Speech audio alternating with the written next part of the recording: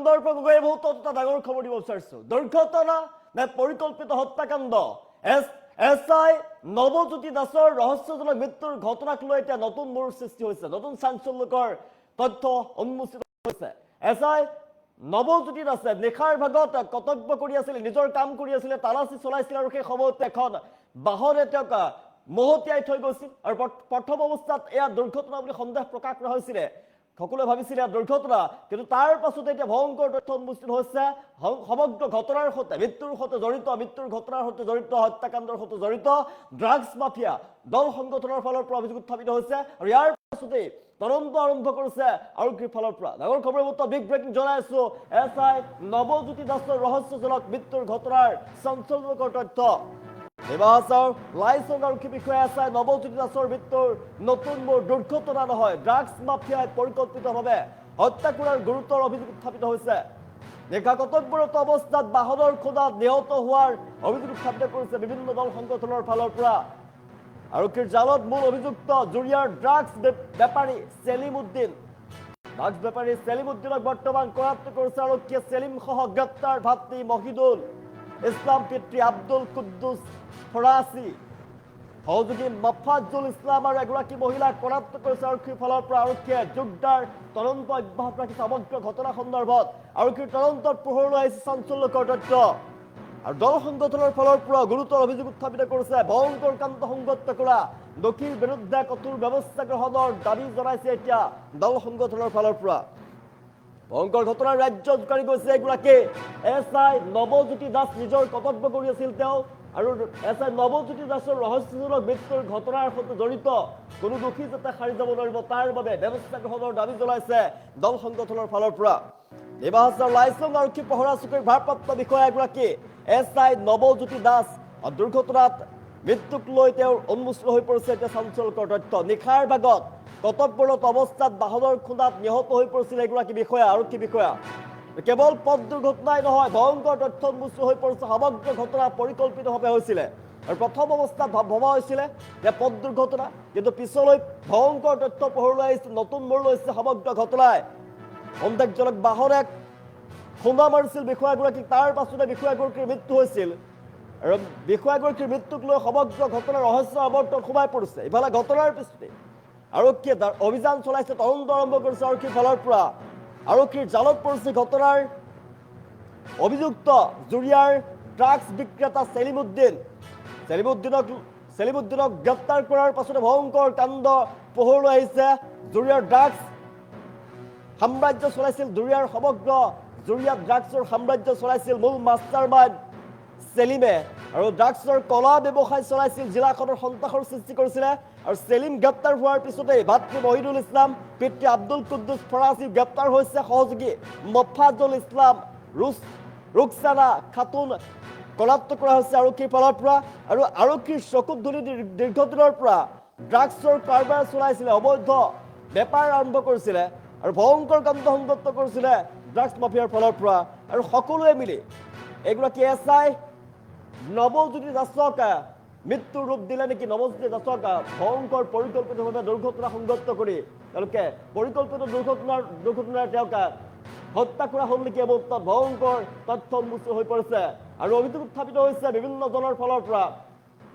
আৰু বিভিন্ন দল সংগঠনে দাবী উত্থাপন কৰিছে এছআই নৱজ্যোতি দাসৰ ৰহস্যজনক মৃত্যুৰ ঘটনাৰ তদন্ত হ'ব লাগিব দোষী কেতিয়াও সাৰি যাব নোৱাৰিব কঠোৰ তদন্ত হ'ব লাগিব পানী নখৰকা তদন্ত হ'ব লাগিব আৰু বিষয়াগৰাকীৰ এই ভয়ংকৰ কাণ্ড ৰহস্যজনক মৃত্যুৰ ঘটনাৰ সৈতে জড়িত কোনো দোষী যাতে সাৰি যাব নোৱাৰে কঠোৰ পৰা কঠোৰ ব্যৱস্থা গ্ৰহণ কৰাৰ দাবী জনাইছে এতিয়া আৰক্ষী প্ৰশাসনলৈ সমগ্ৰ ঘটনা সন্দৰ্ভত তদন্ত চলাই দোষী কঠোৰৰ পৰা কঠোৰ শাস্তি প্ৰদান কৰাৰ দাবী জনাইছে এতিয়া জুৰিয়াৰ দল সংগঠনৰ ফালৰ পৰা ডিমাহাছাওৰ লাইসং আৰক্ষী পহৰা চকীৰ ভাৰপ্ৰাপ্ত বিষয়া আছিলে এগৰাকী নৱজ্যোতি দাস এছআই নৱজ্যোতি দাসে নিজৰ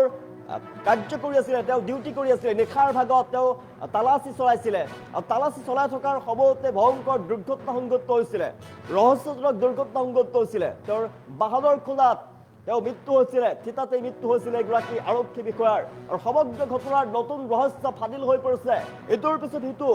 ৰহস্য ফাদিল হৈছে আৰু নৱজ্যোতি দাসৰ মৃত্যুৰ ঘটনাৰ সৈতে ড্ৰাগছ মাফিয়া জড়িত বুলি তথ্য উন্মোচিত হৈছে আৰক্ষীৰ জেৰাত তথ্য পোহৰলৈ আহিছে আৰু ৰাইজৰ ফালৰ পৰা দল সংগঠনৰ ফালৰ পৰাও দাবী উত্থাপন কৰা হৈছে আৰক্ষীলৈ দাবী জনাইছে কোনো কাৰণতে SI নৱজ্যোতি দাসৰ ৰহস্যজনক মৃত্যুৰ ঘটনাৰ সৈতে জড়িত দোষী সাৰি যাব নোৱাৰিব কঠোৰ ব্যৱস্থা গ্ৰহণ কৰিব লাগিব আৰক্ষীৰ ফালৰ পৰা আৰক্ষীক তেওঁলোকে দাবী জনাইছে বিভিন্ন দল সংগঠন গৈ উপস্থিত হৈছে আৰক্ষী থানাত আৰু আৰক্ষীক দাবী জনাইছে নৱজ্যোতি দাসৰ ঘটনাৰ সৈতে জড়িত আৰক্ষী বিষয়াগৰাকীৰ ভয়ংকৰ ঘটনাৰ সৈতে জড়িত কোনো দোষী সাৰি যাব নোৱাৰিব কঠোৰৰ পৰা কঠোৰ ব্যৱস্থা গ্ৰহণ কৰিব লাগিব নিশাৰ ভাগত কৰ্তব্য কৰি আছিলে তেওঁ তালাচী চলাইছিলে ৰাজপথত তালাচী চলাই আছিলে আৰু সেই সময়তে ৰহস্যজনকভাৱে তেওঁৰ মৃত্যু হৈছিলে বাহনে তেওঁক খুন্দিয়াই থৈ গৈছিলে বা কৰ্তব্য কৰি থকা অৱস্থাতে বাহনে তেওঁক মহতিয়াই থৈ গৈছিলে